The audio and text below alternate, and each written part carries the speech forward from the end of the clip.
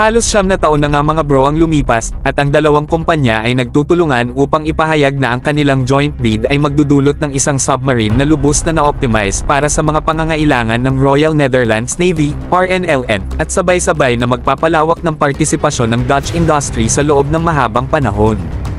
Ang C718 design na ipinropose para sa RNLN ay isang bersyon ng bagong C71 design family na siya namang isang mas malaki at expeditionary na bersyon ng New Generation A26 Blekinge-class submarine na kasalukuyang ginagawa para sa Royal Swedish Navy, RON.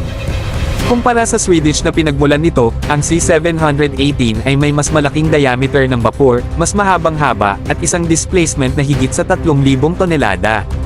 Ang RNLN ay tiyak na mag-e-enjoy sa C718 design, mga bro. Mayroon silang submarine na talagang ginawa para sa kanilang mga pangangailangan, tiyak na magbibigay sa kanila ng labis na kapangyarihan. At huwag natin kalimutan ang mga pangmatagalang benepisyo para sa Dutch industry na may mas malawak na partisipasyon at pakikipagtulungan.